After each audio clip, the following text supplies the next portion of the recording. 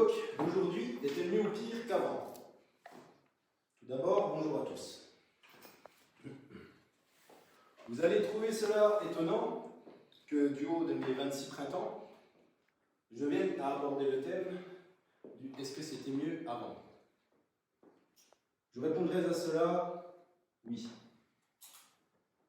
Allant de la nostalgie de nos hivers du bon vieux temps, où l'on se moquait du froid mordant nos lèvres de gamin, et de la neige humide faisant rougir nos petites mains, jusqu'au soleil d'été faisant mûrir les champs de blé de nos campagnes enjolivées.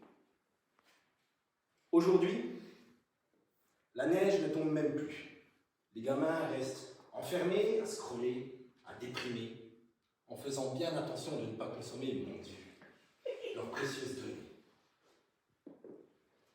Je pourrais remonter le passé et vous emmener avec moi dans une histoire, non pas l'histoire sans fin, mais celle de toute une époque. Pourquoi pas celle à des poètes de troquet parisiens, en vidant nos verres, écoutant les vers de Baudelaire sous une lueur de réverbère. Mais je crois que je suis remonté peut-être un peu trop loin.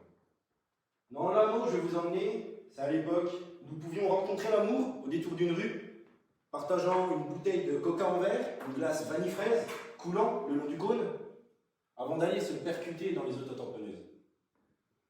L'époque où dans les bals de village, les garçons attendaient leur seul moment, le quart d'heure américain, pour danser en tendresse, leurs mains posées au creux des hanches, respirant les fragrances de leurs parfums envoûtants.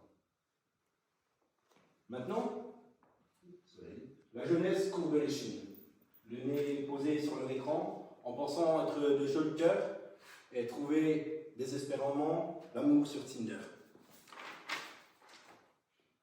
Si je vous parle d'une France, la douce France, celle de traîner, alors pour moi, oui, c'était mieux avant. Et si je vous parle de montagne, la montagne de Jean Ferrat, alors pour moi, évidemment, oui, c'était mieux avant. Et maintenant, si je vous parle de cinéma, le cinéma de Gabin, de De Funès, de Lino Ventura, avec les dialogues pinçants de Michel Audiard venant frapper les bien-pensants, alors encore une fois, je vous répondrai que oui, c'était mieux avant. Je me souviens avoir appris à nager comme le chef chaudard de la 7e compagnie. Je me souviens des musiques d'Edith Piaf, des musiques de Dalida et des yeux d'Émilie de Jodassin sur le transistor de ma grand-mère, avec le soleil de printemps réfléchissant sur les carreaux de la cuisine qui, elle, respirait la vie et le pot-au-feu de ma mamie. Je me souviens du poulet frit de ma mère le dimanche, en attendant 14 h, avant d'aller se poser devant Walker Texas Ranger. En 2024, à ce jour, tout cela n'a plus de sens. Le transistor a rendu l'âme, les rideaux sont tombés, le pot-au-feu a disparu, et le soleil du printemps ne réfléchit plus sur les carreaux, mais bel et bien sur l'écran de l'iPhone du marmot. Tout cela est sans doute que la nostalgie d'un enfant, le grand enfant que je suis, qui tous les jours se dit « Est-ce que c'était pas mieux avant ?»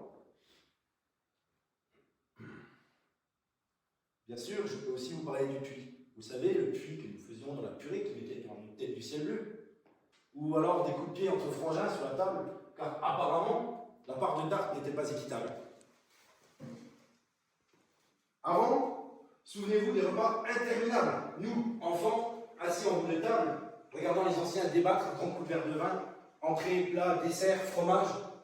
Et pour finir, le grand-père qui te sort l'agneau de 75, qui te désinfecte tout le long de la descente. Et bien sûr, servi dans un mazagran. Mais est-ce que c'était mieux avant, ou seulement nostalgique des souvenirs d'autrefois? Oui, je vous parle d'un temps que les moins de 20 ans ne peuvent pas connaître.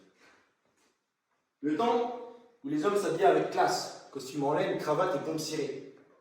Le temps où l'humanité était que plus belle, où l'entraide était réelle, où l'amour n'avait pas de frontières, et où la question de loyauté et de fidélité n'était pas qu'une simple option.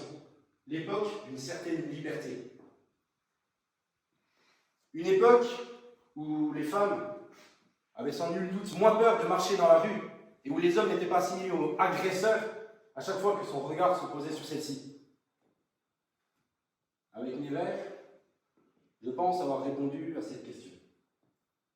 À présent, mesdames et messieurs, je vais m'arrêter là pour ce texte peut-être peu éloquent d'un homme de 26 printemps, faisant sans nul doute l'éloge d'un passé, d'une nostalgie enivrante.